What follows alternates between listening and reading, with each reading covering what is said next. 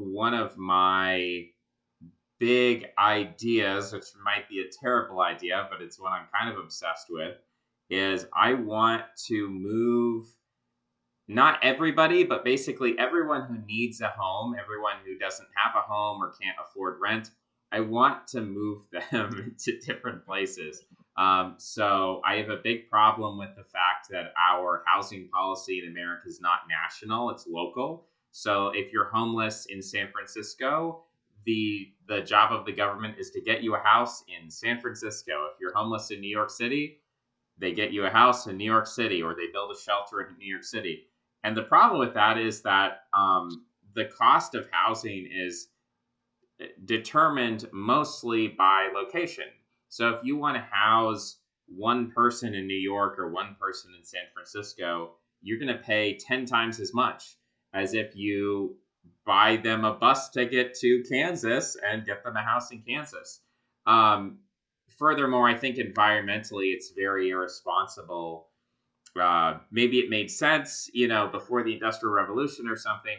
But, if you've ever driven on I-95 from DC to New York and you see all the traffic, you're like, we don't have the infrastructure actually to support this many people because unlike Atlanta, on where you can expand on all sides, or Dallas, Texas, or something, New York City is surrounded on its eastern side by water, so you can't actually expand.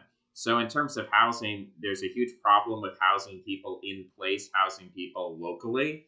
And I'd like to see a national solution where we find like parts of the country that are good to develop and, develop housing there. And so I actually looked at the Sonoran Desert because there are already people there who are basically illegally squatting on an old military base, but they're making it work. Like, you can go out there, talk to them, like they live their lives. And I think it's, and one of the things I talked to them about is like, I said, are you guys homeless? And they said, nobody here is homeless. We all have a home. Everyone who's out here, we all have our own place. And, it's not like in LA or San Francisco where there's tents everywhere and there's this tension between the NIMBYs and the YIMBYs, and now they're trying to ban the tent cities and so on. So that was the first thing. When I saw your profile, I was like, let's talk about the Sonoran Desert. But I know that maybe you're not interested in that at all, possibly. So, but I know there's a lot of other things you're interested in. And so I have a couple of questions for you actually regarding what you've talked about so far in terms of your homeless project, which is my understanding. And there are people like, I think, for example, our mutual friend Robert Stark has looked into this for a long time, and all sorts of other people. And so my understanding is that I had never considered this from the sort of locality cost angle before. But my understanding too is that a lot of what precipitates homelessness is just general dysfunction, illness, mental, physical, lack of agency, otherwise, and whether that or not that's caused by like the environment or like political paternalism or whatever else. The solution to homelessness is not necessarily, giving somebody a house and expecting that they will turn their life around. That said, it sounds like when you're talking about the Slab City project as an example, either these people had enough agency, to make a life work for them, or it turns out when you actually bus people, so to speak, or when you give them land, they end up developing the internal resourcefulness and capability to actually make some sort of housing or community that can then sustain themselves. I don't know. Have you? How much does like the high incidence of general types of mental and physical illness factor into maybe a program to send people to the middle of Kansas? Also, because on the one hand, I understand that for people like that, they probably don't anyway have a support network. So it's not like if they're New York versus Kansas versus Wyoming versus California, they're missing any family or friends, so to speak. But on the other hand, it does seem like the purpose of certain cities in general tend to accumulate more wealth and resources. And so for someone who needs social help besides, or institutional help besides just the normal housing, it does make sense to not, ship them to the middle of nowhere, but do something that's not just like zone 8 or whatever it's called, housing, that then causes white flight or things like that. So that's a lot of topics, but I wonder if you've thought about that. Yeah, I guess the way that I think about government programs and welfare programs is they should always, as much as possible, be an investment, rather than charity. Um, that's just my position, and maybe I'm not going to win agreement with that position, but that's how I think of the problem, because I think the homelessness problem is, it is a problem of negative. I mean, it's a negative liability to have homeless people with their tents in your city. It drives down tourism. It increases crime. It drives down, businesses. I mean, there's a real economic impact to homelessness, not just for the homeless, but for everybody else. And so, if you are not homeless and you're interested in improving the economy of a city, there is an incentive there to solve that problem. And the question is, how do you solve that problem? So, in terms of mental health and getting people help, to what extent can you help people who are mentally ill, who are homeless? And to what extent can you only manage their mental, are you able to Right. cure that, or are you managing that? And there are a lot of people. I would say there's probably a solid 1% of Americans. Maybe it's 10%, maybe it's less, but there's a sizable minority of Americans who are, in one way or another, social workers. And they're social workers not because they want to make a lot of money. There are, of course, people like nurses who take care of old people who don't care about the old people, and it's just a job to them. But there are a lot of people in America who, they're intelligent, or maybe they're not even intelligent, but they just have this moral need to help people. And they want to help people who are victims of domestic abuse. They want to help people who are victims of human trafficking. They want to help people who are victims of rape. They want to help people who are homeless. And so there's a class of people in the country who want to do that. And if they want to do that, I have no interest in, shaming them or restricting them or saying, you can't do that. And I'm not even suggesting that, oh, we're going to defund you so you don't have any more money. We're not going to pay you to do that anymore. I think that we should offer the same level of funding we do now on a national level rather than a local level. Because the way that it is now is, it's like New York City has a homelessness budget. San Francisco has a homelessness budget. In San Francisco, I've been told, I haven't fact checked this, but $90,000 per person. So for every homeless person, the city of San Francisco spends $90,000 in drug programs, housing programs, mental health, the whole 9 yards. I think that San Francisco, if that's what San Francisco, the voters, they want to fund those programs, I think the city should be allowed to do that. But I think they should also have the ability to put that money not just into San Francisco, but to put that in a national pot, in a national fund, and to say, there is a cost to home. There is a cost to having mentally ill people in your city. Historically speaking, if you had a community and there were mentally ill people in that community, and this was, the case in colonial America and other parts of Europe, there was a crime called vagrancy. And vagrancy was a catch-all term for everybody who we would today call homeless. But these were people who were drug addicts, they were mentally ill, they were schizophrenic. And what they would do with them is they would put them in jail, which was a nasty experience because, jail back then wasn't, the human rights wasn't what it is today. So, you'd be sitting in a cell, you'd get some bread and water, maybe. There would be no windows. It would be dirty. You might have a bucket for a toilet. So it was a pretty nasty experience. And what they would say is, okay, we're going to let you out of jail in a few days, and then you need to leave town and never come back. And so vagrants would just keep getting pushed from town to town to town until they, I don't know, eventually found a town where people tolerated them, or they found an area where, like on the edge of town that wasn't in town, where they wouldn't get arrested anymore. That was the approach that people took 300 years ago.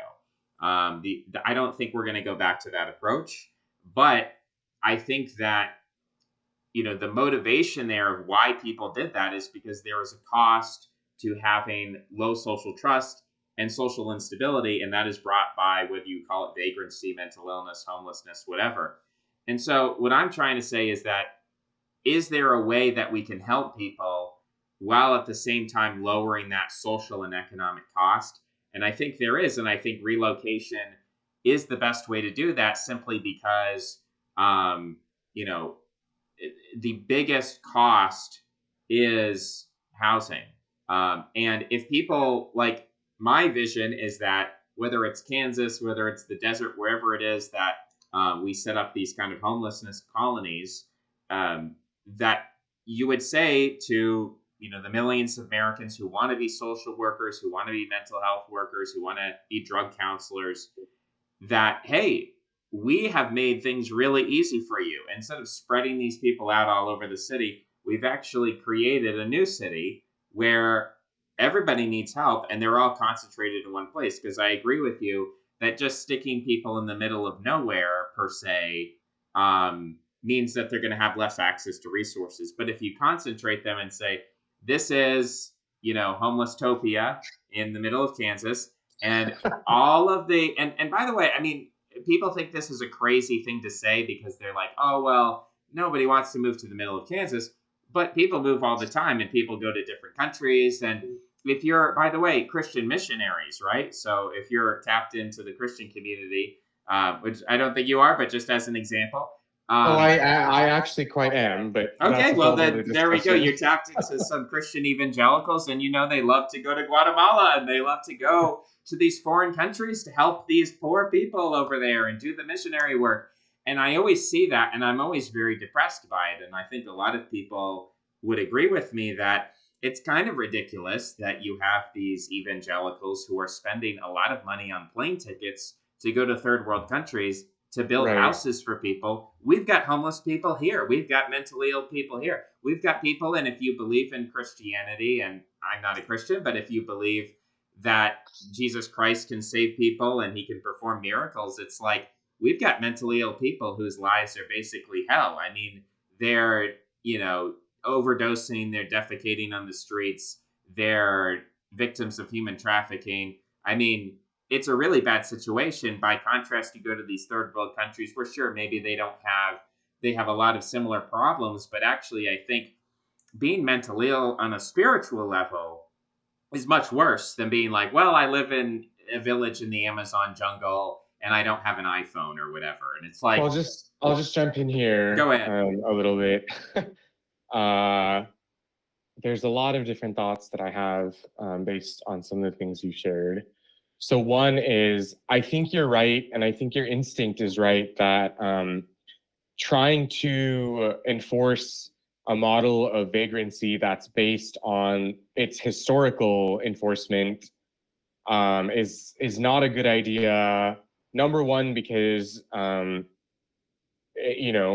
treating people cruelly is bad, but also because it certainly wouldn't pass in the very politically progressive environment that a lot of these cities and a lot of the federal government is steeped in. And my impression is that a lot of the vagrancy that happens, let's say in San Francisco, because I've been there and I've seen examples of it, is because of certain political progressive leanings, including, they had an anarchist DA for a while, don't want to punish criminals. And it's informed by this awareness of, even as far as the 60s and 70s, institutionalizing or jailing a lot of people who were already struggling tended to be a really nasty business.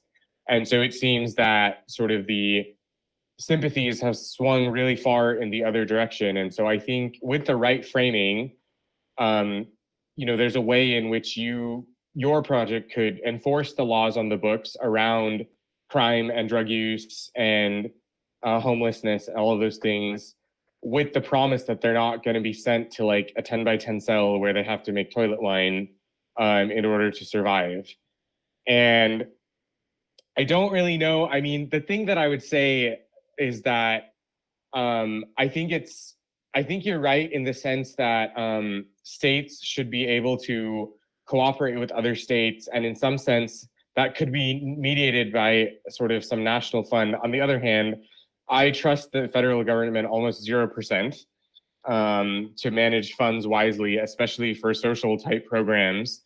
And when it comes to trying to enforce any sort of standards on groups of people who are considered victimized according to like either a moral or a legal civil rights framework. And so my impression is that there are ways to do this either privately or through public, like state to state partnerships. So, California could set up a program with Missouri, and New York could set up a program with Wyoming. And I mean, to me, politically, because I'm in very strong favor of, decentralization and reducing the federal bureaucracy and sort of freedom of association.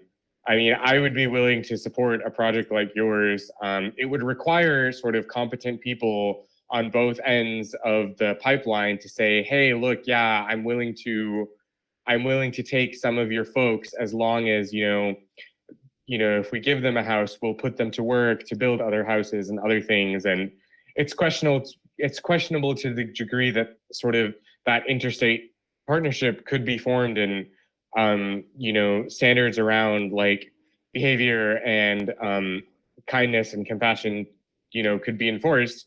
But it's totally possible. I do think I mean, I actually attend a church right now. I've been attending for quite a couple of years. It's not evangelical, and it does a lot of outreach. There's other more evangelical or conservative churches that do more of both disaster relief and housing.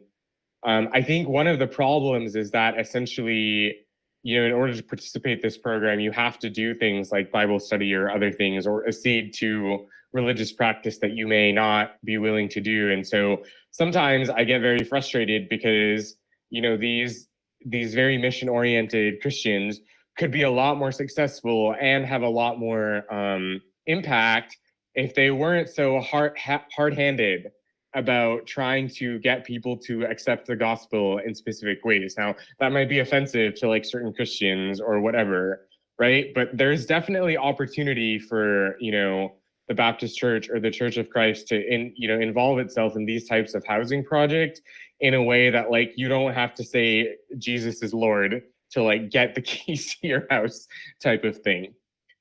So yeah, I don't know. There's a lot of possibilities here. A lot of this, I think, would actually require people, Americans specifically, wanting to create solutions and do like the nitty gritty day-to-day work rather than like say they care about homeless people by like donating $1,000 to a homeless charity, And so it's always a question of how much will is there to go into the type of project you're describing.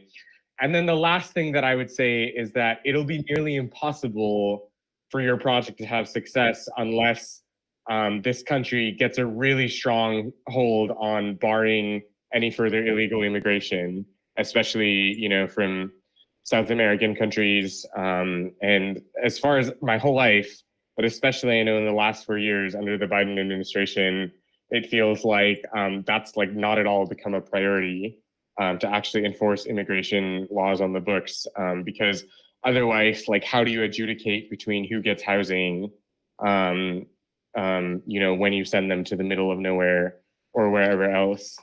So yeah, I don't know. Those are some things that are coming to my mind as you bring up that